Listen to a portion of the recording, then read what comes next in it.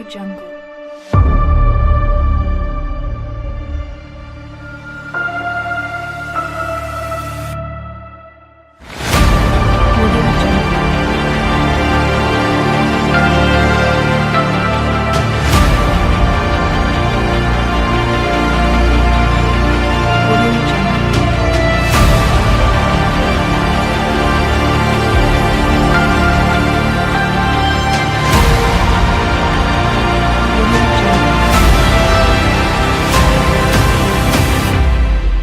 కొత్తపల్లి రమేష్ గారి మరిన్ని వీడియోస్ కోసం మా యూట్యూబ్ ఛానల్ జీసస్ ఛానల్ని సబ్స్క్రైబ్ చేసుకొని బెల్ ఐకాన్ని ప్రెస్ చేయండి. ప్రభు నామమున మీ అందరికీ వందనములు శుభములు చెల్లిస్తూ ఉంటున్నాను. ప్రియులరా, గతంలో మనకు వాయిదా వేయబడినటువంటి ప్రశ్నల్లో భాగంగా మరొక ప్రశ్న అదేమిటంటే, పాము అవ్వను మోసం చేసి ఆదాము కూడా తప్పు చేయటానికి కారణమైనందున దేవుడు పామును శపించటం జరుగుతుంది. ఆ శాపంలో భాగంగా 14వ వచనాన్ని మనం చదువుకున్నట్లయితే 3వ అధ్యాయము ఆదికాండము 3వ అధ్యాయము 14వ వచనంలో, దేవుడైన యెహోవా సర్పముతో, నీవు దీన్ని చేసినందున పశువులన్నిటిలోనూ భూజంతువులన్నిటిలోనూ నీవు శపించబడిన దానవై నీ కడుపుతో ప్రాకుచు నీవు బ్రతుకు దినములన్నీ మన్ను తిందువు. ఇది పాముకి ఇవ్వబడినటువంటి శాపం. ప్రియులరా, పామును ఎంత భయంకరంగా శపించాడు అంటే, భూజంతువులన్నిటిలోనూ నీవు శపింపబడినటువంటి దానవు అని అన్నాడు. అంటే వాటికి వేటికి రానంత శాపం ఈ పాముకు వచ్చింది అని దాని అర్థం. అయితే ఒకానొక కాలములో భూజంతువులన్నిటిలోకెల్లా గొప్పదైనటువంటి వివేకము కలిగినటువంటి జీవిగా కూడా ఇది విరాజిల్లింది. సాతాను ఒకనాడు దేవుని యొక్క దూతలలో ప్రధాన దూతగా ఉన్నటువంటి తాను కాస్త అపవాదిగా మారిపోయి అతి భయంకరముగా పాతాళమందు ఉన్నటువంటి అగాధములోనికి త్రోసివేయబడింది.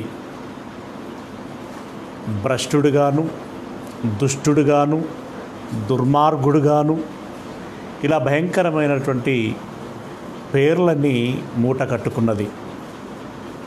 అలాగే ఈ పాము యొక్క ప్రారంభ వైభవ స్థితి ఎంత గొప్పగా ఉండింది అని 1వ వచనాన్ని మనం చూడగలిగినట్లయితే, దేవుడైన యెహోవా చేసిన సమస్త భూజంతువులలో సర్పము యుక్తి గలదై ఉండెను.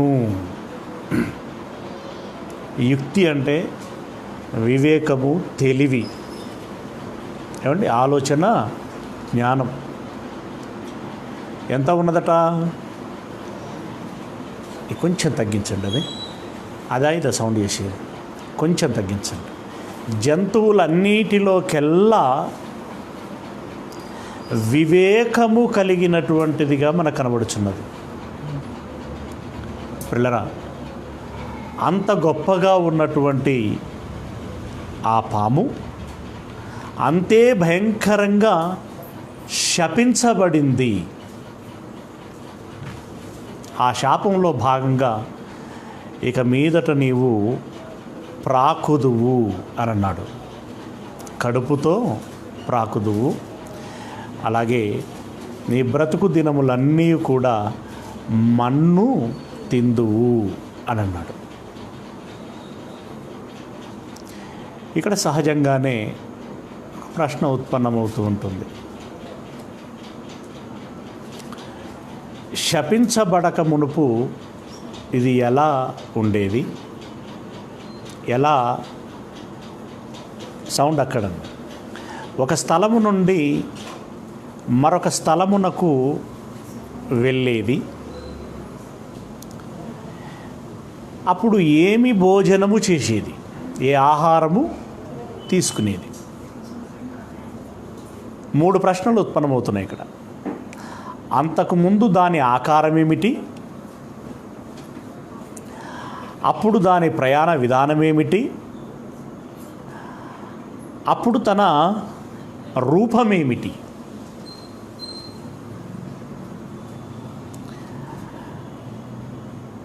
ఆకారం ఏమిటి, ఆహారం ఏమిటి, అలాగే ప్రయాణం ఏమిటి. వీటికి సమాధానాలని బైబిల్లో నుండి తెలుసుకునేటువంటి ప్రయత్నం చేద్దాం. ప్రియులరా, ఇప్పటి వరకు ప్రపంచంలో పురావస్తు శాస్త్రవేత్తలు అనేక త్రవ్వకాలు, కొన్ని రకాలైనటువంటి జంతువుల అస్థి పంజరాలను వారు సేకరించడం జరుగుతున్నది. వాటిలో ఒక టన్నుకొచ్చి 1000 కిలోలు, 8 టన్నులు అంటే 8000 కిలోలు ఇంచుమించుగా భారీ కాయం ఉన్నటువంటి. అందులో కూడా రకరకాలు ఉంటాయి, కొంచెం చిన్నవి, కొంచెం తక్కువ బరువి, ఎక్కువలో ఎక్కువ అనమాట ఇవి మనం చెప్పుకునేటివి. ప్రియులరా, వారు సేకరించినటువంటి అస్థి పంజరాల ద్వారా వారు అన్ని సంవత్సరాల క్రితము అవి భూమి మీద మనుగడ సాగించాయి అని అన్నారు.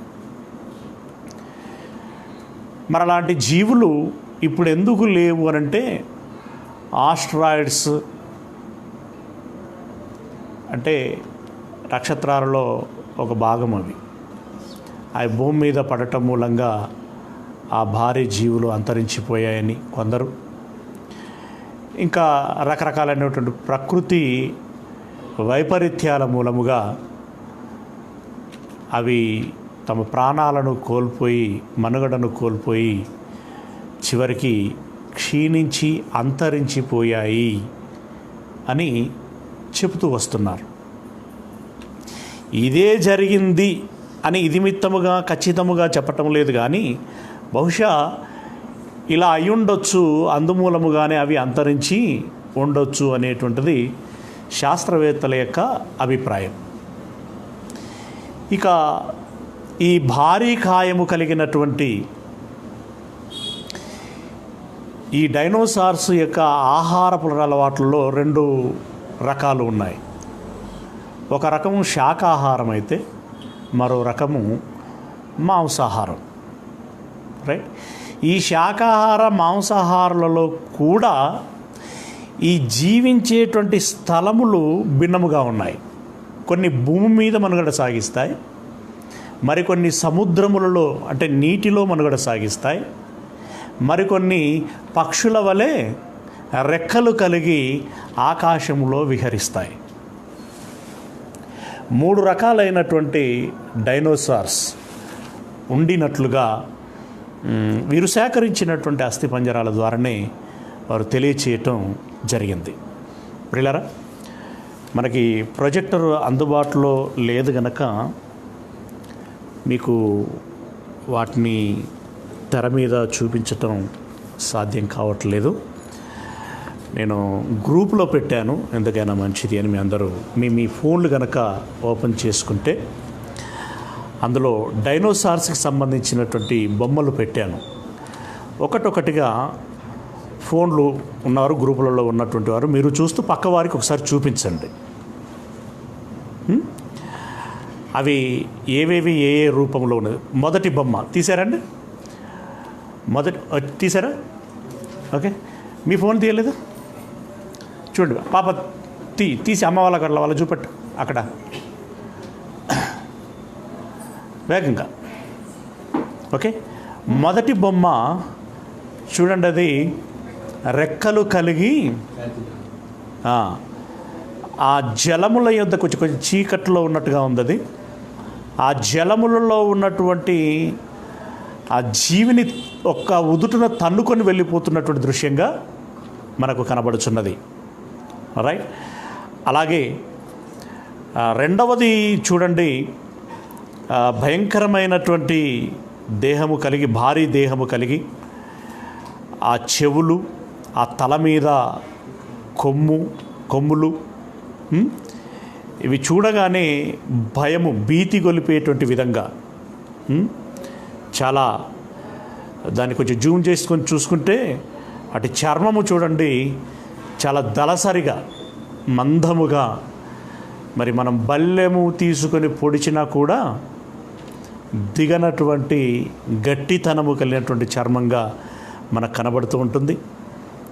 అలాగే మూడో బొమ్మను కనుక మనం చూసినట్టయితే ఇది మరీ ఎలాగున్నది అని అంటే, తాబేలు పెంకుంటుందే అది చాలా చిన్నదండి. అంతకంటే కొన్ని వందల వేల రెట్ల గట్టితనము కలిగినటువంటిదిగా, అది చూస్తేనే చూడండి భయంగా ఉంది.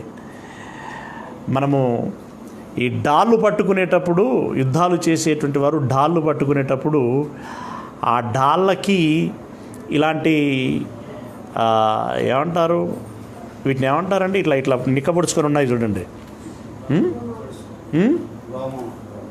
రోమాలు కాదండి,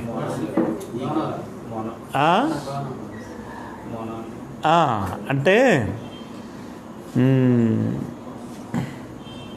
అటుకు మంచి పదం ఉంటుందండి, కాదు అంటే బల్లెం మాదిరిగా పక్కలకి రెండు ఈ తల మీద ఇట్లా పొడుచుకొచ్చినట్టుగా ఇలా అవన్నీ ఉన్నాయి. ఆ వీపు మీద ఇట్లా చూసినట్టయితే అవి ఎలా ఉన్నాయో చూడండి, చిన్న చిన్న బోల్టుల మాదిరిగా ఉండి ఎడ్జ్లు షార్ప్గా ఉన్నాయి. రైట్. ప్రిలరా, దాన్ని కనుక మీరు ఒకసారి దగ్గరికి వెళ్ళి ఇలా నిమిరే ప్రయత్నం చేస్తున్నట్టుగా ఊహించుకోండి. అంటే దాన్ని ఇలా ఇది మెత్తగా ఉందా గట్టిగా ఉందా అని ఇట్లా నొక్కి చూసినట్టుగా ఊహించుకోండి. ప్రిలరా, భారీ కాయము కలిగినటువంటి దీని ఆ వీపు భాగము ఇదంతా కనుక మనం చూసినట్టయితే బల్లాలు, శూలాలు, ఫిరంగులు కూడా దాన్ని ఏమీ చేయలేవన్నంత పటిష్టమైనటువంటివిగా అవి కనబడుచున్నాయి. తర్వాత మరొక బొమ్మను కనుక మనం చూసినట్టయితే ఇది ఇంకా విచిత్రంగా ఉంది. ముందు తల చిన్నగా ఉంది, సన్నగా ఉంది, ముందుకు పొడుచుకొచ్చినట్టుగా షార్ప్గా ఉంది. ముందు కాళ్ళు కాస్త చిన్నగా ఉన్నాయి, వెనక కాళ్ళు చాలా పెద్దగా ఉన్నాయి. ఇలాంటి ఈ కాళ్ళు ఈ డైరెక్షన్లో ఉండటం మూలంగా చాలా దూరము దూకగలుగుతుందన్నమాట. అది లైక్ దట్ ఆస్ట్రేలియా కంగారు మాదిరిగా. రైట్. ఆ కంగారు అయితే ముందటి కాళ్ళు, రెండు కాళ్ళ మీద నడుస్తుంది అది, ప్లస్ దూకటం కూడా చాలా దూరం దూకేస్తుంది. దాంతో పోల్చుకుంటే, కంగారుతో పోల్చుకుంటే ఇది ఎన్ని వందల రేట్లు ఎక్కువగా ఉంటుంది అది. రైట్. అలాగే దాని వీపు మీద చూడండి, అవి బల్లాల రేకులా. అక్కడ గనక ఏదైనా జీవి, మనిషి కనుక ఉంటే దాని వీపుతోటి కనుక ఇట్లొక్కసారి దులపరిచిందంటే ముక్కలు ముక్కలు కావాల్సిందే. అలాంటి షార్ప్ అయినటువంటి బల్లెముల మాదిరిగా పొలుసులు. అదేవిధంగా దాని తోక, ఆ తోక ఎడ్జ్లో కూడా ఒక రకమైనటువంటి కొమ్ముల మాదిరిగా వచ్చినట్టుగా మరి ఆ దృశ్యాన్ని మనం చూడగలుగుతున్నాం. ఇక చివరిలో ఒకటి, అంటే ఇవి సరిపోతాయని మాత్రమే తీసుకొచ్చారండి, ఇంకా చాలా వేరియేషన్స్ వాళ్ళు చూపించారు. ఇక ఇది మొదలు రకమైనటువంటిది, అచ్చం కంగారు లాగానే ఉంది, కాకపోతే చాలా పొడుగ్గా ఉంది. దాని తోక పొడిగే ఉంది, దాని మెడ పొడిగే ఉంది, దాని నోరైతే అచ్చం పాము నోరు తెరిచినట్టే ఉన్నదండి. రైట్. ప్రిలరా, ఈ దృశ్యాలు చాలా భయంకరంగా కనబడుతూ ఉంటాయి. వీటిని ఆధారంగా చేసుకొని మరి హాలీవుడ్లో కొన్ని రకాలైనటువంటి సినిమాలు వచ్చాయి. ఏంటా సినిమాలు? జూరాసిక్ పార్క్ అని, గాడ్జిల్లా అని, ఇంకా రకరకాలైనటువంటి సినిమాలు వచ్చాయి. ఆ దృశ్యాలు చూస్తేనండి, అది నడుచుకుంటూ వస్తుంటే పెద్ద పెద్ద 15-20 అంతస్తులు ఉన్న మేడలు కూడా దాని కాలికి సగం ఉన్నట్టుగా కనబడుతూ ఉంటుంటాయి. దాని పాదం అపార్ట్మెంట్ మీద ఇలా పెడితే పెంకాసులు పలపల అని రాలిపోయినట్టుగా రాలిపోతూ ఉంటాయి. ఒక ఉదుటున రోడ్డు మీద దూకుతే అది బీటలు బారిపోతూ ఉంటుంది. అలా ఒక భయంకరమైనటువంటి దృశ్యం. అంటే ఈ డైరెక్టర్కి ఆ ఆలోచన రావటానికి, మొగ్గతొడగటానికి గల కారణం ఏంటంటే, బైబిల్లో వివరించబడినటువంటి ఆ వ్యాఖ్యానాలు ఏవైతే ఉన్నాయో వాటి ద్వారా ఒక ఊహా చిత్రాన్ని ఏర్పాటు చేసుకున్నాడు. అలాగే పురావస్తు శాస్త్రవేత్తలు సేకరించినటువంటి ఆ అస్థి పంజరాల ద్వారా కూడా దీని రూపం ఎలాగ ఉండి ఉంటుంది అనేటువంటి ఒక ఊహా చిత్రాన్ని వారు డిజైన్ చేసుకోవటం జరిగింది. మట్టికి వీటి నుండి పుట్టుకొచ్చినటువంటివే ఆ సినిమాలు. సరే, సినిమాల సంగతి అలా ఉంచితే, ఇలా ఈ భయంకరమైనటువంటి రకరకాలైన జీవులు, మరి డైనోసార్స్లోనే రకాలు మనకు కనబడుతున్నాయి. రెక్కలు కలిగినటువంటివి, అలాగే ఈ పొలుసులు కలిగినటువంటివి, అలాగే మరి కాళ్ళు, దృఢమైనటువంటి కాళ్ళు కలిగి నడవగలిగేటువంటి విధానంలో ఉన్నటువంటివి, దూకగలిగేటువంటివి, ఎగురగలిగేటువంటి విధానంలో మనకవి కనబడుచున్నాయి బొమ్మలు. సరే, అయినా ఇవి మనకు ప్రామాణికం కాదు. ఎందుకంటే ఇవి మనకి మీడియాలో దొరికినటువంటి బొమ్మలు, ఎవరో గీసి ఇందులో ఉంచినటువంటి బొమ్మలు. కాకపోతే మ్యూజియంలో ఉంచబడినటువంటి ఆ అస్థి పంజరాలు మాత్రం నిజమని చెప్పక మానదు. అవి నిజం. మరి వాటిని గురించినటువంటి విషయాలు బైబిల్లో ఏమైనా ఉన్నాయా? ఉంటే ఇప్పుడెందుకు అవి లేవు? ఉంటే ఎలాగుండేవి? అలాగున్న ఆ జీవులు ఇప్పుడు ఎందుకు లేవు? ఉండకపోవటానికి గల కారణాలు ఏమిటి అని మనం ఆలోచించేటువంటి ప్రయత్నం చేసినట్టయితే, ప్రియ దేవుని వారలారా, యోబు గ్రంథము 41వ అధ్యాయము, యోబు గ్రంథం 41వ అధ్యాయము, దేవుడు యోబుతో చాలా వివరంగా మాట్లాడుచున్నాడు. శాస్త్ర సంబంధమైనటువంటి ప్రపంచములోని, విశ్వంలోని శాస్త్ర సంబంధమైనటువంటి సమాచారము ఏదైనా కావాలి అని అంటే యోబు గ్రంథంలోనే మనకు విశేషంగా అనేక విషయాలు చెప్పబడ్డాయండి. యోబు గ్రంథం చదివితే ఓ శాస్త్రవేత్త అయిపోవచ్చు. It is true. కాబట్టి చదవగానే అవరు, మళ్ళీ దాన్ని ప్రాక్టీస్లో పెట్టాలి, పరిశోధనలో పెట్టాలి. చెప్పాను కదా గతంలో మీకు, చాలామంది శాస్త్రవేత్తలు బైబిల్ చదివే పరిశోధనలు చేసి శాస్త్రవేత్తలు అయ్యారు. రైట్. 41వ అధ్యాయము నేను చదువుతానండి, నన్ను ఫాలో కండి అంటే అంగి పట్టుకొని వచ్చినట్టుగా మాత్రమే రాకండి, ఆ విషయాన్ని గమనించేటువంటి ప్రయత్నం చేయండి. రైట్. అక్కడ ఏమేం చెబుతున్నాడు? నీవు మకరమును గాలముతో బయటికి లాగగలవా?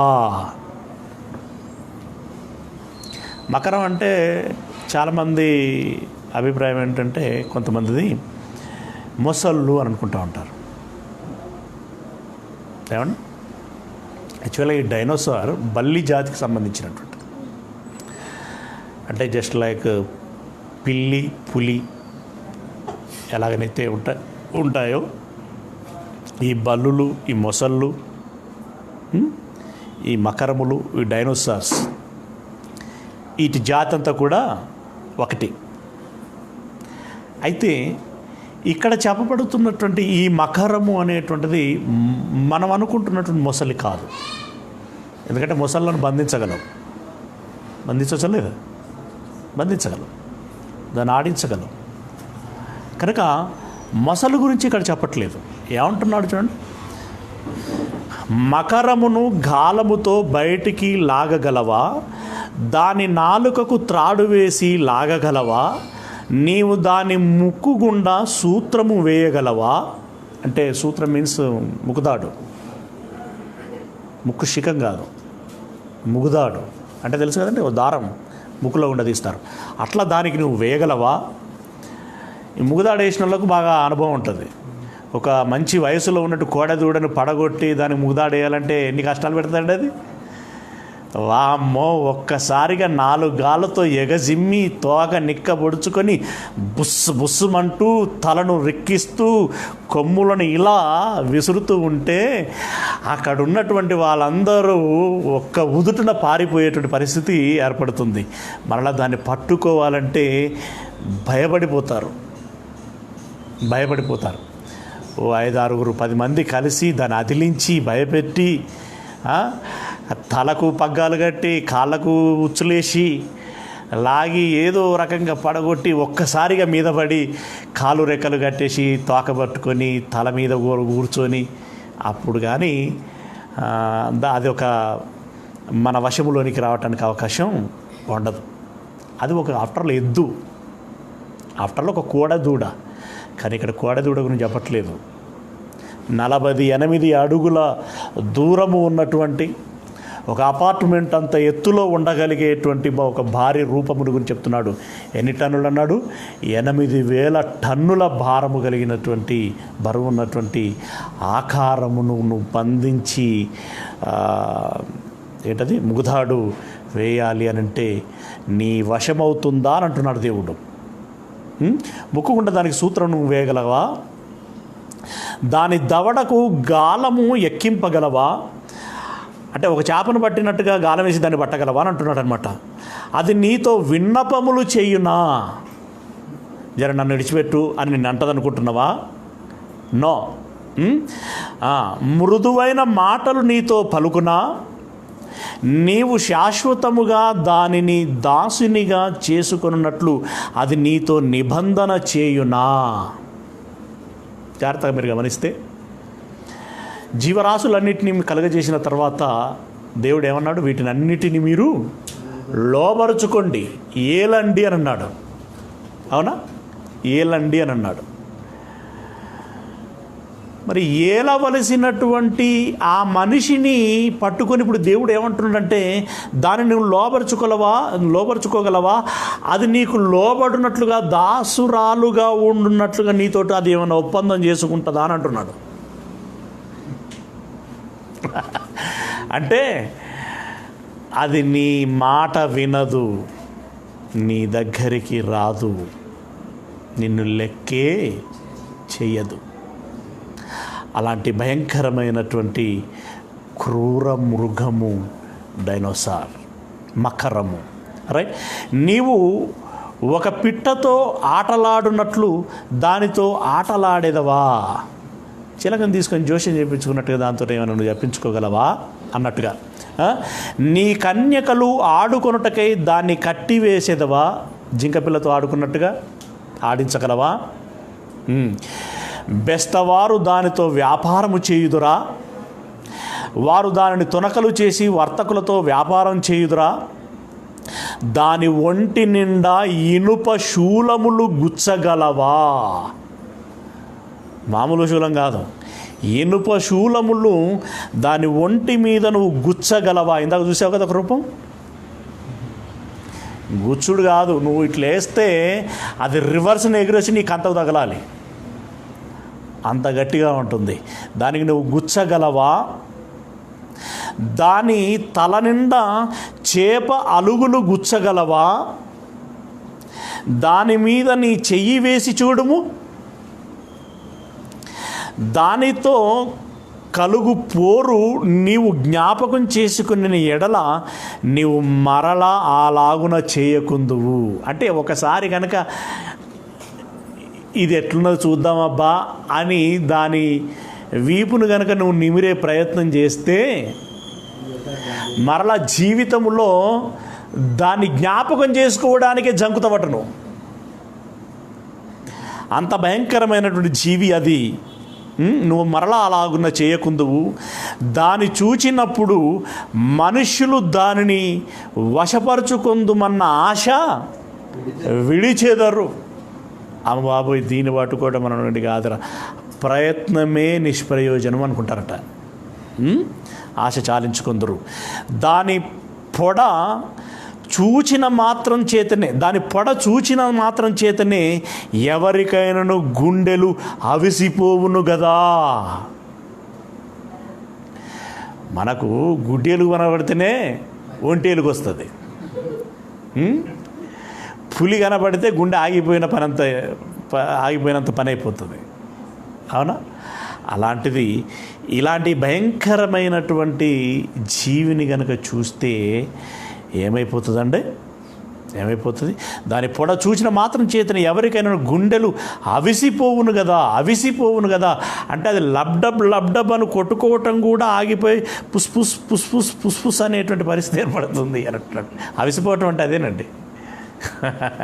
అంటే అది స్టాండర్డ్గా దాని పని చెయ్యలేకపోతుంది అని అంటున్నాడు. దాని రేపుటకైనను తెగింపగల శూరుడు లేడు. హై లే అన్నటోడు కూడా లేడు అని అంటున్నాడు. అట్లుండగా నా ఎదుట నిలవగలవాడెవడు? నేను తిరిగి ఇయ్యవలసి ఉండున్నట్లు నాకెవడైనను ఏమైనను ఇచ్చెనా అని దేవుడంటూ, ఆకాశ వైశాల్యమంతటి క్రింద ఉన్నదంతయు నాదే కదా అని చెప్పి, అంటే నేను చేసిన జీవరాశులలో ఒక జీవరాశి ఘనత ఇది అని చెబుతూ, అలాంటి నా విషయంలో మీరు ఏ విధమైనటువంటి బిహేవియర్ కలిగి ఉన్నారు? మకరాన్ని ముట్టుకోలేరు, మకరాన్ని రేపలేరు, మకరంతో మీరే చేష్టలు చేయలేరు. కానీ నా దగ్గర మాత్రం ఈయన కరుణామయుడు, కృపామయుడు, దయామయుడు, ప్రేమమయుడు, క్షమామయుడు అని చెప్పేసి భుజాలు ఎక్కేస్తున్నారు, తల మీద కూర్చుంటున్నారు, ఏమైనా చేసేస్తున్నారు. నేనంటే మీకు భయము లేదు. ఏమనుకుంటున్నారు మీరు? ఒక హెచ్చరిక అన్నమాట దేవుడు చేస్తున్నటువంటిది. ఆ తర్వాత 11వ వచనంలో, దాని అవయవములను గూర్చి అయినను, దాని మహాబలము గూర్చి అయినను, దాని చక్కని తీరును గూర్చి అయినను పలుకక మౌనముగా నుండును.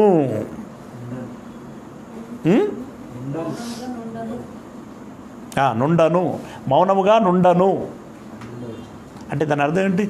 నేను చెప్పకుండా ఉండలేను, చెబుతాను దాని గురించి, దాని వన్య గురించి నేను చెప్పి తీరాలి. నీకు సబ్జెక్ట్ తెలవాలి, అది ఆ సబ్జెక్ట్ నీకు తెలియాలి. ఏంటంటే ఈరోజు పాము స్థితి ఏంటని తెలుసుకోవటానికి మనం అడుగుతామని, ఆరాధిస్తామని దేవునికి అప్పుడే తెలుసు. అందుకే నేను చెప్పకుండా ఉండలేను అని అంటున్నాడు. తర్వాత, ఎవడైనా దాని పై కవచమును లాగివేయగలడా? ఇందాక చూసామే, నేను అన్నాను ఇట్లా నిక్కబొడుచుకుని ఉన్నాయి, దాన్ని ఎవడైనా తీయగలడా అని అంటున్నాడు. దాని 2 దవడల నడిమికి ఎవడైనా రాగలడా? మొసలి నోరు తెరితేనే మొసలి కానీ, నీటి గుర్రం భుజంగము అంటారు దాన్ని, బైబిల్ భాష. భుజంగం, నీటి గుర్రం నోరు తెరితే ఎలా ఉంటుందండి? పెద్ద సొరంగమే కనబడుతుంది కదా పిల్లరా. అందులో నోరు పెట్టినట్టుగా ఊహించుకోండి. మొసలి పండ్లు ఎలా ఉంటాయండి? దంతాలు షార్ప్గా ఉంటాయి. ఒక్కసారి దాని నోటిలోనికి కనుక తీసుకొని ఇట్లా అన్నదంటే కథమే, ఇక పర్రు అంటాయి ఎక్కడికక్కడికి. ఇంకా ఆ తర్వాత ఏం మిగలదు, అంతా దాని కడుపులోనికి వెళ్ళిపోతుంది.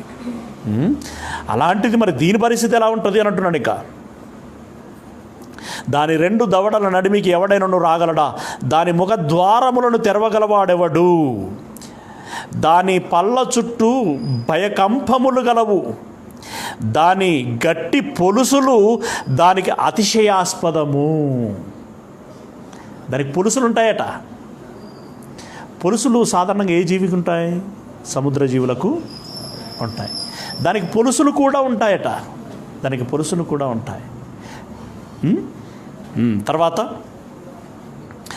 ఎవరునూ తీయలేని ముద్ర చేత అవి సంతన చేయబడి ఉన్నవి, అవి ఒకదానితో ఒకటి హత్తుకొని ఉన్నవి, వాటి మధ్యకు గాలి ఏమాత్రమును జ్వరనేరదు. వేటి మధ్యకు?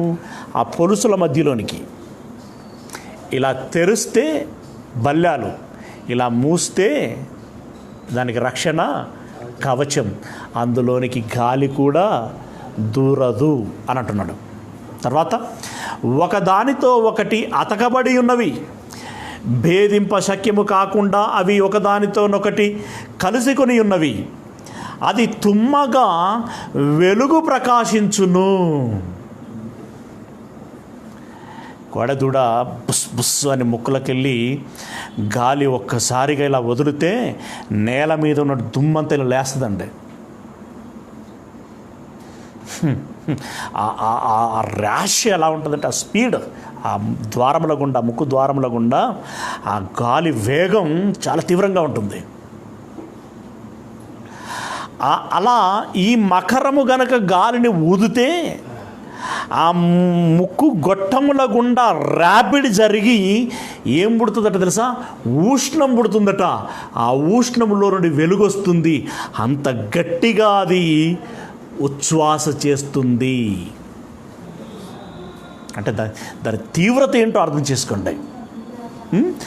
అది తుమ్మగా వెలుగు ప్రకాశించును, దాని కన్నులు ఉదయపు కాలపు కన్నురెప్పల వలెనున్నవి, దాని నోట నుండి జ్వాలలు బయలుదేరును, అగ్ని కణములు దాని నుండి లేచును.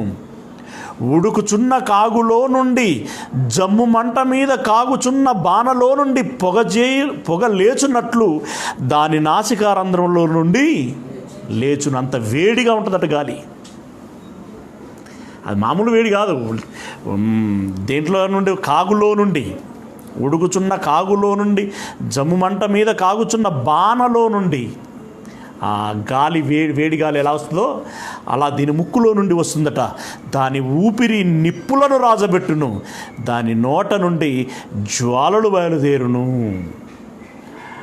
అంటే కొన్ని కర్రలను, ముళ్ళ పొదలను అంటించాలి అని అంటే అగ్గిపెట్టే అవసరం లేదు దానికి. ముక్కు నుండి ఒక్కసారి తుమ్మితే చాలు, ఆ కట్టెలు మండిపోతాయి. అంత తీవ్రంగా, అంటే దాని బాడీ టెంపరేచర్ ఎంత ఎక్కువ ఉంటుందో ఆలోచించండి ప్రియులారా. దాని నోట నుండి జ్వాలలు బయలుదేరును, దాని మెడ బలమునకు స్థానం, భయము దాని ఎదుట తాండవమాడుచుండును. దానికి భయం లేదట, భయానికే అదంటే భయం అట. దాని ప్రక్కల మీద మాంసము దళముగా ఉన్నది. అదే కదా, అదే దళముగా ఉన్నది. అది దాని ఒంటిని గట్టిగా అంటి ఉన్నది, అది ఊడి రాదు. ఊడి రాదంటే నువ్వు గనక దాని మాంసం చేసుకుందాం, కోసుకుందాం, తీసుకుందాం అని అనుకుంటే అది నీ నుండి కాదు అని అంటున్నాడు. మనకు ఆయమన్నా ఒక మేకదో గొర్రెదో బొక్క నమిలేటప్పుడు దానికి అంటుకొని ఉన్నటువంటి మాంసాన్ని గట్టిగా ఊడబిక్కడం రాదు సరిగ్గా. అలాంటిది దీని మాంసంను ఊడబెరకగలిగేటువంటి వాడు ఎవడు అని అంటున్నాడు. ఎన్న వచ్చిన అండి? 24 అంతేనా? దాని గుండె రాతి వలె గట్టిగానున్నది. రాయనట్టుగా దాని గుండె. అది తిరుగటి క్రింది దిమ్మంత కఠినమైనది. ఇసురాయి తెలుసు కదా, ఇసురాయి మీదో బండ కిందో బండ ఉంటుంది కదా. నువ్వు జీవితకాలం తిప్పుతావు దాన్ని, నీకు అవసరం ఉన్న ప్రతిసారి. అది ఎంత అరుగుతుంది? ఇప్పటికీ ఉన్నాయి మా ఇళ్ళల్లో ఇసురవుతులు. మా తాతలు వాడిళ్ళు, మా నాన్నలు వాడిళ్ళు, మేము కూడా కొన్ని రోజులు వాడినాం. ఇప్పటికీ అది అట్నే ఉన్నది. అంటే ఏంటి? అంత స్ట్రాంగ్ అనమాట. దీని గుండె కూడా అంతటి స్ట్రాంగ్. నువ్వు దాన్ని దూకడ పట్టాలన్నా కూడా నీ నుండి కాదు అన్నట్టుగా చెప్తున్నాడు అక్కడ. దాని గుండె రాతి వలె గట్టిగా ఉన్నది.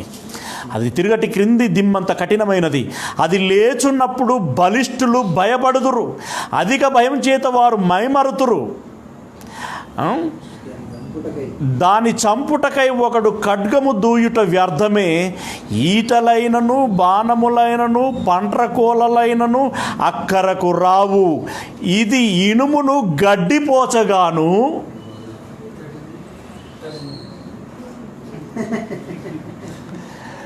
పిల్లలు ఏదైనా గడ్డిపోస తీసుకొచ్చి నిన్ను కొడుతున్నా చూడు అని మనల్ని కొట్టిల్లనుకో ఎట్లుంటుంది మనకి? ఇదో కొట్టడం అదో దెబ్బ అన్నట్టుగా ఉంటుంది, అంతేనా?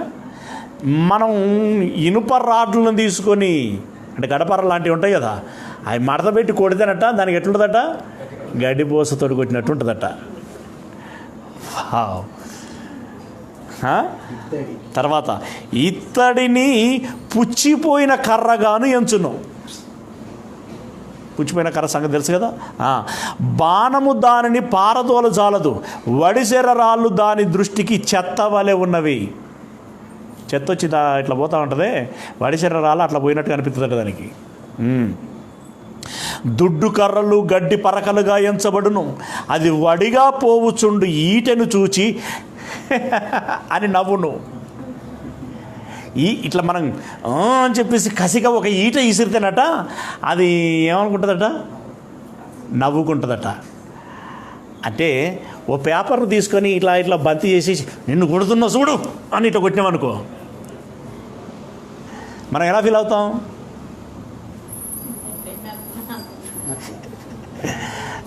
అది నన్ను ఏం చేస్తున్నట్టుగా నవ్వుకుంటాం. ఈ బల్లెం వస్తుంటే అది నవ్వుకుంటుందట, ఈ ఇంద్రని పిచ్చి ప్రయత్నం అని. రైట్, వచనం. ఈటను చూచి నవ్వును, దాని క్రింది భాగములు కరుకైన చిల్ల పెంకుల వలె ఉన్నవి, అది బురద మీద నురిపిడి కొయ్య వంటి దాని దేహమును పరుచుకొనును. కాగు మసలునట్లు మహాసముద్రమును అది పొంగజేయును. అంటే కాగులో నీళ్లు పోసి పొయ్యి మీద పెట్టి విపరీతంగా మంట పెడితే వేడి ఎక్కువైపోయి అందులో నీళ్లు మసులుతూ బుడగలు వస్తూ ఇలా ఎగిసిపడుతుంటాయే, ఇది సముద్రంలోని గనక వెళ్ళి ఒకసారి ఇలా ఈత కొడితే సముద్రంలో నీళ్ళు అట్లా ఎగిసిపడాలట. అంత భయంకరంగా ఉంటుంది అది. తర్వాత సముద్రమును తైలము వలె చేయును, అది తాను నడిచిన త్రోవను తన వెనుక ప్రకాశింపచేయును. చూచిన వారికి సముద్రము నెరసిన వెంట్రుకలుగా తోచును.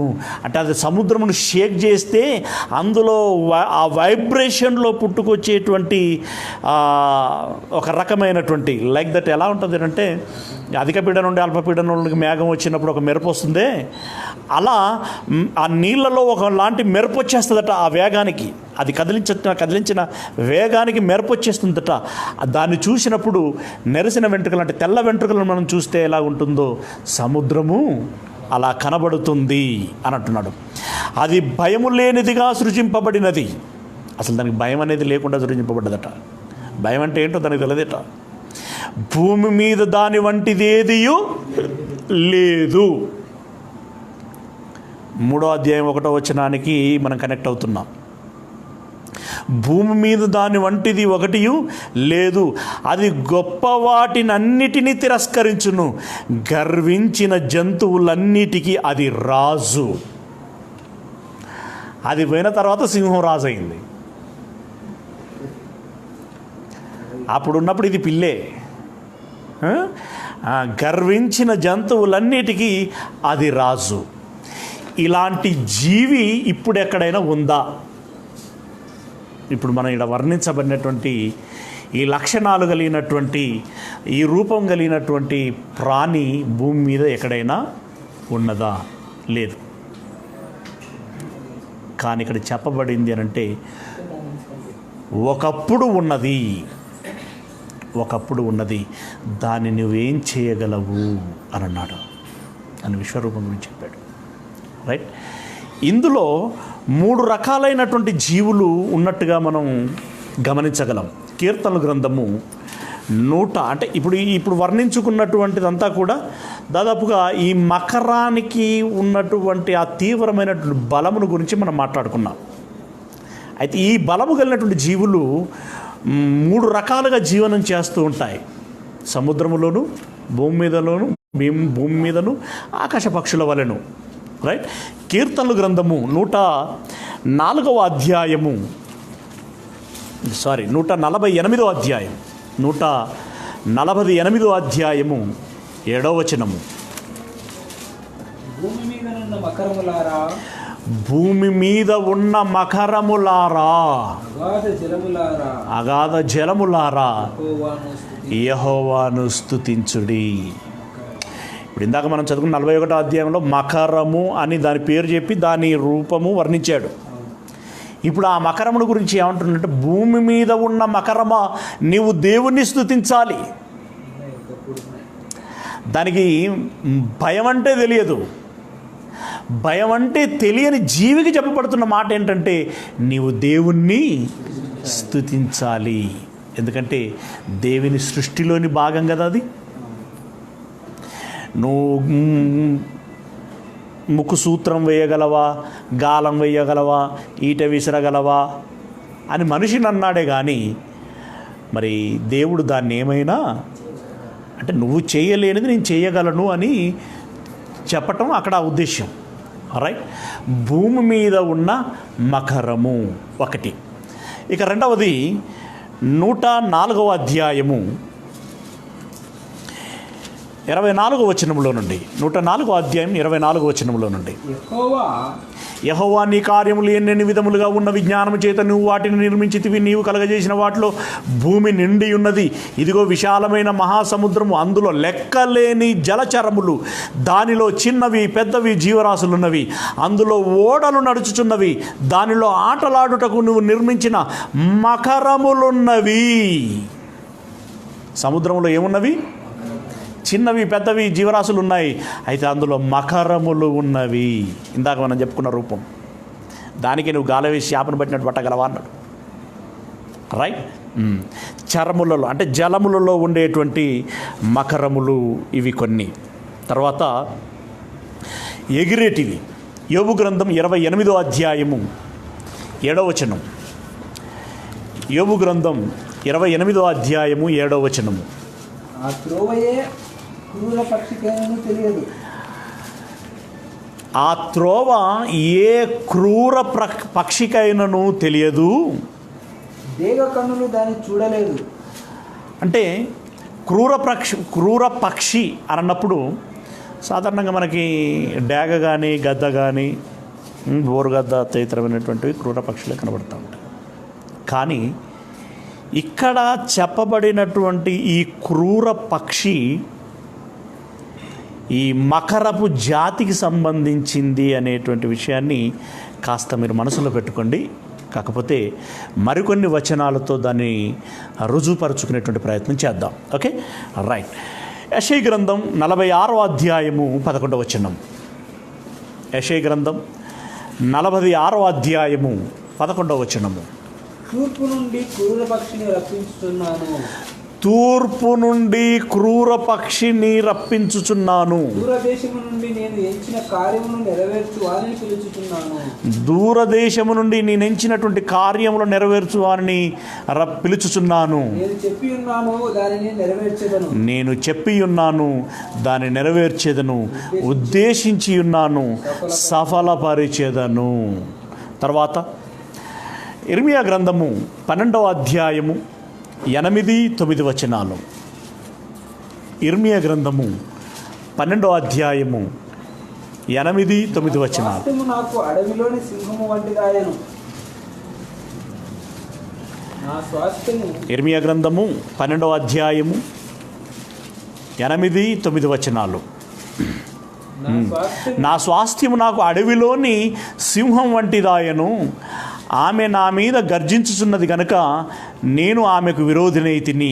నా స్వాస్థ్యము నాకు పొడల క్రూర పక్షి ఆయనా. పొడల పొడల క్రూర పక్షి ఆయన, క్రూర పక్షులు దాని చుట్టూ కూడుచున్నవా, రండి అడవి జంతువులన్నిటినీ పోగు చేయుడి, మృంగివేయుటకై అవి రావలెను. ఈ పక్షి ఎంత భయంకరమైనదట అంటే అడవి జంతువులన్నీ వస్తే కానీ దాన్ని అదిమి పెట్టగలవట. గద్దకి డేగకి అంత సీన్ లేదు, పాము కూడా చంపగలదు దాన్ని. అడవి జంతువులన్నీ కలిస్తే ఈ పక్షిని పడగొట్టగలవట. అది క్రూర పక్షి అని అంటున్నాడు. అంటే ఈ అడవు జంతువులన్నిటిలోకెల్లా బలమైనటువంటి పక్షి రూపంలో ఉన్నటువంటి జంతువు అది. అంటే ఇందులో 3 రకాలు. ఇది డైనోసార్ అనేటువంటిది జంతు జాతి అండి, ఇది జంతు జాతి. అయితే ఈ జంతువు సముద్రములోనూ ఉండగలదు, రెక్కలు కలిగి ఎగరగలదు, భూమి మీద ఉండి నడవగలదు. 3 రకాలైనటువంటి రూపాలలో ఒకటే 3 రూపాలలో ఉంటుందని కాదు. కొన్ని మకరములు సముద్రములో ఉండగలవు, భూమి మీద ఉండగలవు. ఇప్పుడు నీటి గుర్రం కూడా అంతేనండి, అది సముద్రంలో నీటిలో ఉండగలదు, నేల మీద కూడా మామూలుగా బ్రతకగలదు అది. రైట్. అలాగే ఈ మకరములలో సముద్రములో ఉండేటివి ఉంటాయి, అట్ ది సేమ్ టైం నేల మీద ఉండేటివి ఉంటాయి. ఈ మకరములలో ఆకాశంలో పక్షి వలె ఎగిరేటివి ఉంటాయి, ఇన్ ద సేమ్ టైం కాళ్ళు కలిగి నడవగలిగేటువంటివి ఉంటాయి. కేవలం నడవగలిగేటివి మాత్రమే కొన్ని ఉంటాయి. మెట్టుకి 3 రకాలైనటువంటి మకరములు ఉన్నవి అనేటువంటిది బైబిల్ వాటి జాడ తెలియజేస్తూ ఉన్నది. Very good. మకరము ఎంత భయంకరమైనదో తెలుసుకున్నాం. ఆ మకరములు ఎన్ని రకాలు ఉన్నాయో తెలుసుకున్నాం. ప్రియులారా, దీనిని కాసేపు అలా ఉంచి మనం ఇందాక ఏం చదువుకున్నాం? జీవులన్నిటిలోకెల్లా వివేకము కలిగినటువంటి జీవి ఈ పాము అన్నాడు. అది పాముగా మారిన తర్వాత వివేకమా, అంతకుముందే వివేకమా? ఇక శపించబడటంలో కూడా భూజంతువులన్నిటికంటే ఎక్కువగా శపించబడింది అని అన్నాడు. మరలా ఒకసారి ఆదికాండము 3వ అధ్యాయము 14వ వచనంలోని కనుక మనం వచ్చినట్టయితే, 3వ అధ్యాయం 14వ వచనం.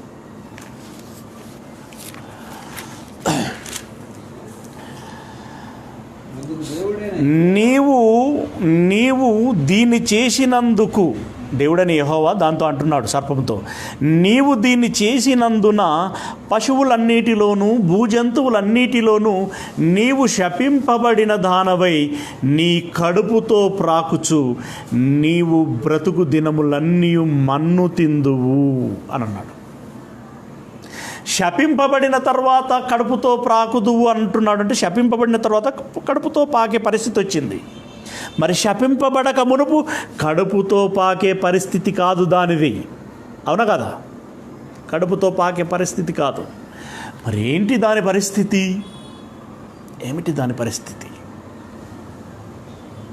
అనంటే, కీర్తనల గ్రంథము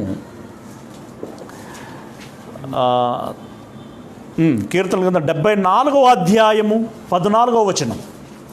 కీర్తనల గ్రంథము 74వ అధ్యాయము 14వ వచనము. మకరము ఇందాక ఎలా ఉంటుందో మనం చదువుకున్నాం. ఇంకా మళ్ళీ చెప్పాల్సిన బొమ్మలు కూడా చూపెట్టాను, లైక్ దట్ అని. ఓకే. మకరము యొక్క శిరస్సును నీవు ముక్కలుగా కొట్టితివి. అంటే దాన్ని మొత్తావు, దాన్ని నాశనం చేశావు, దానికి కోలుకొని దెబ్బతీసావు. మకరమును శిరస్సుపై కొడితివి. నెక్స్ట్, యెషయా గ్రంథం 51వ అధ్యాయం 9వ వచనం. యెషయా గ్రంథం 51వ అధ్యాయం 9వ వచనం. యెహోవా బాహువా యెహోవా బాహువా లెమ్ము లెమ్ము లెమ్ము లెమ్ము బలము తొడుగుకొనుము. బలము తొడుగుకొనుము. పూర్వకాలములలోను తరములలోను లేచినట్లు లెమ్ము. పురాతన తరములలో లేచినట్లు లెమ్ము. రాహాబును తుత్తునియలుగా నరికిన వాడవు నీవే కదా. రాహాబ్ అనేటువంటి వేశ్య సంబంధమైనటువంటి జనులను తుత్తునీయలుగా నరికినటువంటి వాడవు నీవే కదా. మకరమును పొడిచిన వాడవు నీవే కదా. మకరమును పొడిచిన వాడవు నీవే కదా. కుల్లబడిచాడు దాన్ని.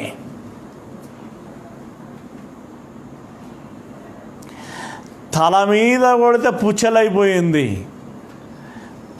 పొడిస్తే గుల్లబారింది. యోబు గ్రంథం శాపం ఎంత తీవ్రంగా వచ్చిందో చూడండి దాని మీదకి. యోబు గ్రంథం 26వ అధ్యాయం 13వ వచనం. యోబు గ్రంథం 26వ అధ్యాయం 13వ వచనం. ఆయన ఊపిరి విడువగా ఆకాశ విశాలములకు అందము వచ్చును. ఆయన ఊపిరి విడువగా ఆకాశ విశాలమునకు అందము వచ్చును.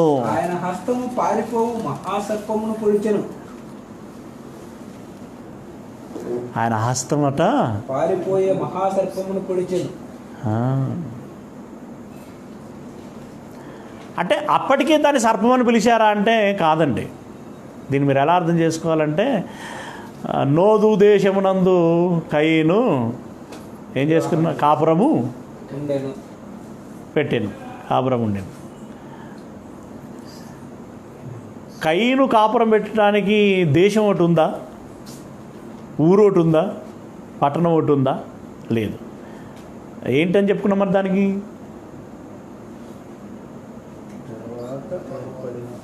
ఏం చెప్పుకున్నాం? కయీను వివాహం చేసుకొని పిల్లలను కానీ, ఆ తర్వాత షేతు కూడా ఈలోపు పుట్టి ఆయన పెళ్లి చేసుకొని పిల్లలను కానీ, వీళ్ళందరూ సమూహంగా ఒక దగ్గర చేరి నివాసాలు ఏర్పాటు చేసుకొని అప్పుడు వాటికి పేర్లు, ఊర్లు ఇవన్నీ వచ్చాయి. అయితే కయీను కాపురము పెట్టేటప్పటికి అప్పుడు అక్కడ ఏమి లేదు. కానీ తర్వాత జనరేషన్స్ పెరుగుతున్న కొలది అక్కడ ఒక ఊరు ఏర్పడేది, దానికి నోదు అని పెట్టారు. కయీను ఎక్కడ ఉండేవాడు అని అంటే నోదులో ఉండేవాడు అని చెప్పింది బైబిల్. అంటే ఫర్ ఎగ్జాంపుల్ ఇప్పుడు సురారం అనేటువంటిది ఒకప్పుడు లేదండి. కానీ బిగినింగ్లో ఒకరిద్దరు వస్తారు కదా, అప్పుడు వచ్చి తుమ్మలో చెట్లు వాటిని వీటిని నరుక్కొని సాపు చేసుకొని అప్పుడు గుడిసో రేకుల షెడ్డో సంథింగ్ వేసుకుంటాడు.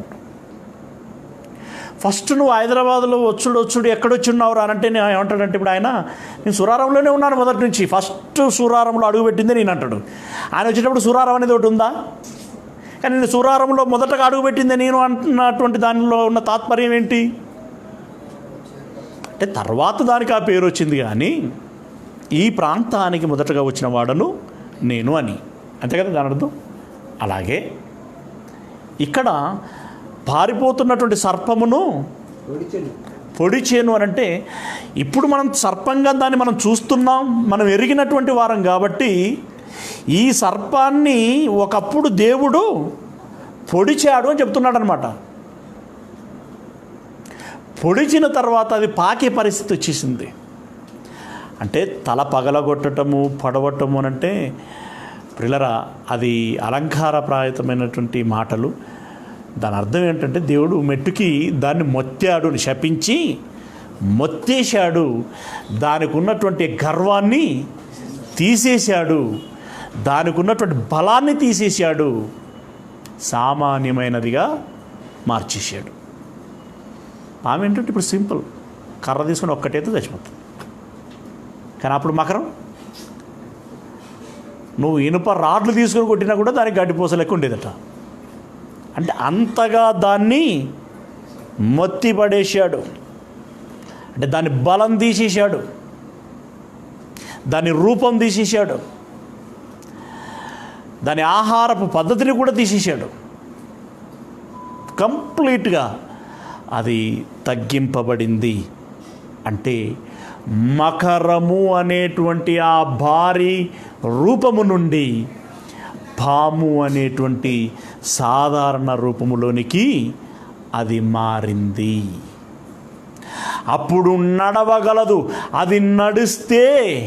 అది నడిస్తే పట్టణములు అదిరే నడక. అది అప్పుడు ఎగరగలదు, అది అప్పుడు ఈదగలదు. కానీ ఇప్పుడు కేవలం పాము పాకగలదు. ఏమండి? కేవలం పాకగలదు. అలాంటి విధంగా అది శపించబడింది.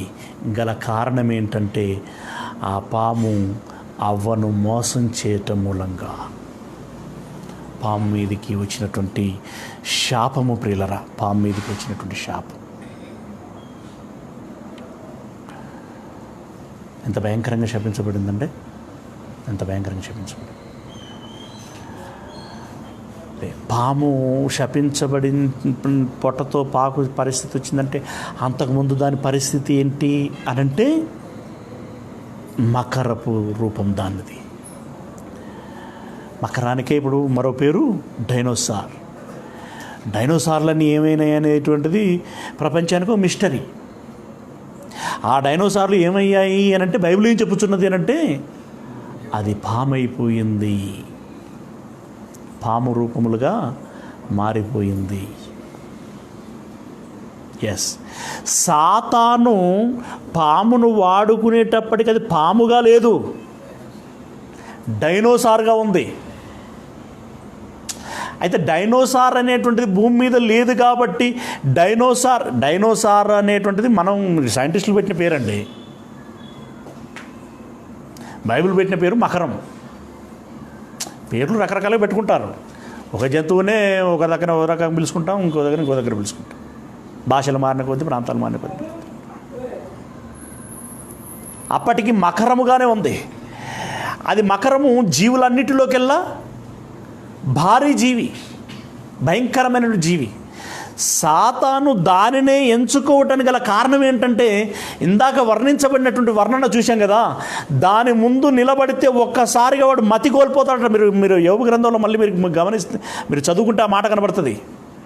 వాడు మతిపోతుందట. అంటే మతిపోవటం మీన్స్ ఒకసారిగా మనకి ఏం తోచదు ఉన్నట్టుండి ఒక్కసారిగా ఇప్పుడు ఇందులోకి చిరుతపులు దూకిందనుకోండి, మనం అంతా ఏమైపో నిశ్రేష్ఠులమైపోతాం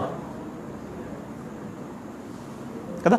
లైక్ దట్ ఆ భారీ రూపము కనబడిందనంటే ఎంతటి వాడైనా కూడా అలా మైండ్ బ్లాక్ అయిపోతుందన్నమాట. ఇక వాడికి ఏం తోచదు. ఇదైతేనే సరి అయినటువంటి సాధనం, ఆయుధమని సాతాను భావించి జీవులన్నిటిలోకెల్లా భారీ రూపం, జీవులన్నిటిలోకెల్లా వివేకము కలిగినటువంటిది. దీన్ని పంపిస్తే మనకు వర్కౌట్ అవుతుంది. ఎందుకంటే అటువైపు దేవుడున్నాడు.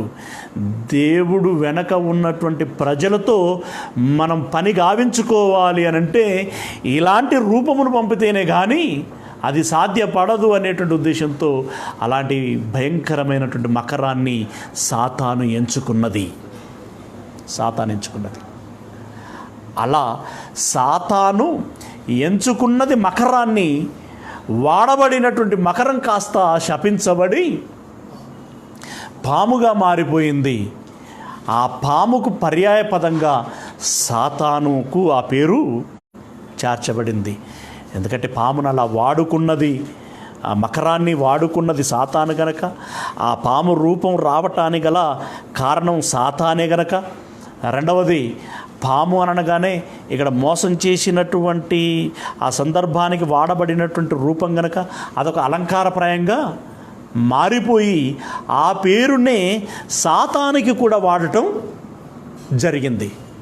కాకపోతే అక్కడ ఏమన్నాడు అంటే ఇందాక పారిపోయేటువంటి మహాసర్పము అని చెప్పేసి అక్కడ అన్నాడు, రైట్. అలాగే ఘట సర్పము అని కూడా వాడటం జరిగింది.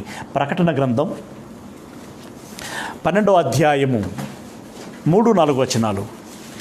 ప్రకటన గ్రంథం 12వ అధ్యాయము 3-4 వచనాలు.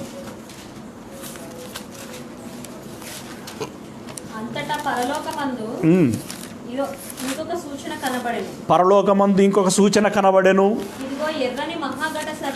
ఎర్రని మహాఘట సర్పము. ఏం ఘట సర్పం అట? ఎర్రని మహాఘట సర్పము. దీనికి రకరకాల పేర్లు ఉన్నాయండి. మనం మామూలు భూమి మీద కూడా పిలుచుకునేటువంటి దాంట్లో రకరకాల పేర్లు ఉన్నాయి. దాన్ని మకరము అని అంటాం, డైనోసార్ అంటాం, పైథాన్ అంటాం, సర్పెంటైన్ అంటాం, డ్రాగన్ అని కూడా అంటాం. ఎస్, డ్రాగన్ అని అంటాం. ఈ చైనా వాళ్ళ సింబల్ అదే. దాని రూపం ఎలా ఉంటుందండి? భయంకరంగా ఉంటుంది అది. ప్రియ దేవుని వాళ్ళరా, యాక్చువల్ అది అస్థిపంజరం మొదటగా దొరికింది యూరోపియన్ కంట్రీలో. ఆసియాలో 16-17లో ఫస్ట్ బయటపడింది. 16-17వ శతాబ్దంలో ఆసియా ఖండంలో. తర్వాత యూరోప్లో బయటపడింది. కానీ ఆ సింబల్ మాత్రం మరి చైనా వాళ్ళు సొంతం చేసుకున్నారు. ఎందుకో అది దాని వెనకాల హిస్టరీ ఏంటో అనేది లేదు. మట్టికి అది మహాఘట సర్పంగా కూడా పిలువబడింది. అది పాము వెనకాల ఉన్నటువంటి చరిత్ర. అంటే ఇప్పుడు 2 ప్రశ్నలకు సమాధానాలు దొరికాయి.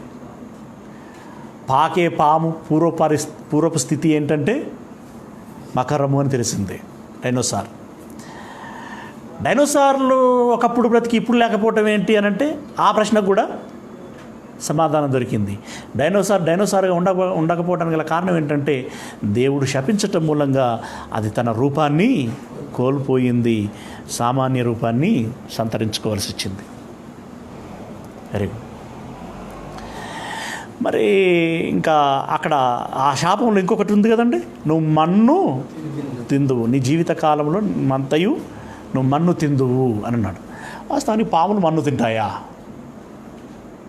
పాములు కప్పలను తింటాయి, ఇంకేదైనా పురుగులను తింటాయి, ఎలుకలను తింటాయి, గూడ్లను తింటాయి, చిన్న చిన్న జీవరాశులన్నింటినీ, కీటకాలన్నింటినీ తింటూ ఉంటుంది. మరి మన్ను తినటం ఏంటి?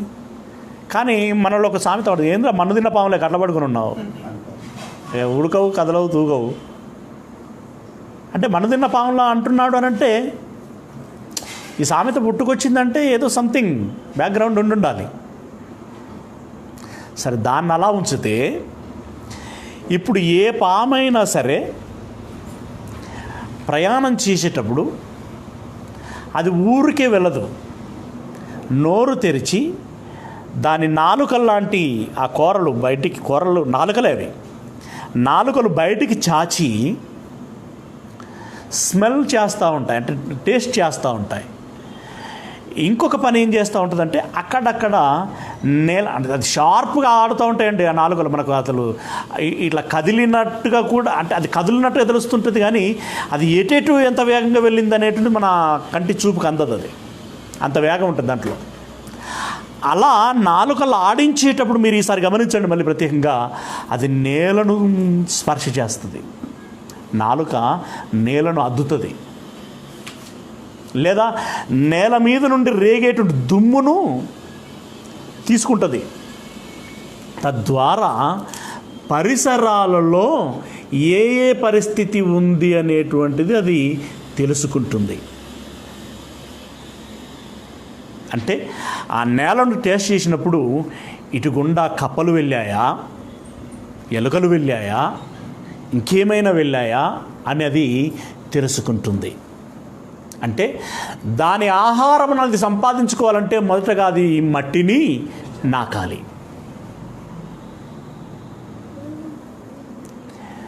ఆ రకమైనటువంటి పరిస్థితి పాముది. మోస్ట్ స్నేక్స్ యొక్క పరిస్థితి ఇది, రైట్? అంటే ఇప్పుడు మరి ఏ జీవికి మట్టి నాకుతేనే కానీ దాని ఆహారం ఏంటి అని తెలిసేటువంటి పరిస్థితి ఉండదు. కానీ దీనికి మట్టిని నాకుతేనే కానీ దాని పరిసరాలు దానికి అర్థమయ్యేటువంటి పరిస్థితి వచ్చింది అని అంటే అది శాపములో ఒక భాగము.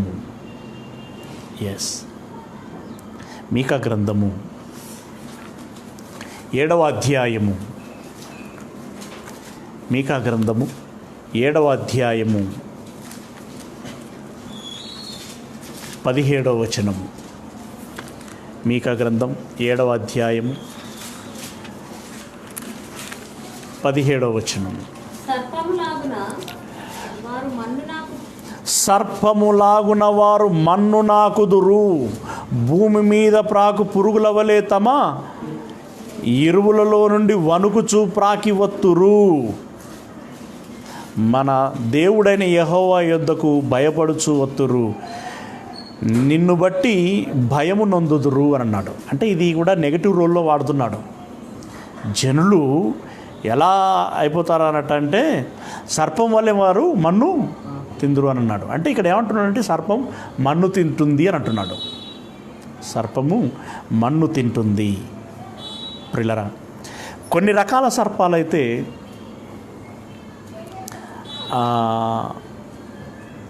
మట్టిలోనే ఉంటుంటుందండి. మామూలుగా కొన్ని ఏమంటారండి వాటిని, పెంజర కదా, పెంజరండి ఏంటది, పింజర.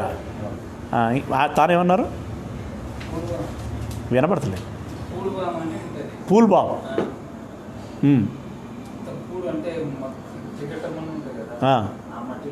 ఉంటుంది. ఓకే. అలా కొన్ని 24 గంటలు అందులోనే దొర్లుతూ ఉంటాయి, కొన్ని మాత్రం మీద ప్రాకుతూ ఉంటాయి. నెట్టికి ఏదేమైనప్పటికీ వాటి నాలుకలతో మట్టిని అద్దుతూ ఉంటాయి. ఆ అద్దటం మూలంగా ఇక్కడ ఇక్కడ నుండి ఏది వెళ్ళింది, ఏమేమి ఉన్నాయి అని తెలుసుకోవడానికి అదొక అవకాశంగా దానికి ఉంటుంది. సాంకేతికంగా అది వాడబడుతుంది. అలా పాము మన్ను తింటుంది అని చెప్పండి. అంటే అదే మకరంగా ఉన్నప్పుడు ఆ పరిస్థితి లేదు, నేరుగా వేటాడుకొని తినేటువంటి పరిస్థితి. పాముగా మారిపోయిన తర్వాత మాత్రం అది మట్టిని నాకుతేనే దానికి ఏది ఎక్కడ ఉంది అని తెలుసుకునేటువంటి పరిస్థితి ఏర్పడింది. ఇది పాము వెనకాల ఉన్నటువంటి చరిత్ర. రైట్? ఏమైనా ప్రశ్నలు ఉంటాడు కంటే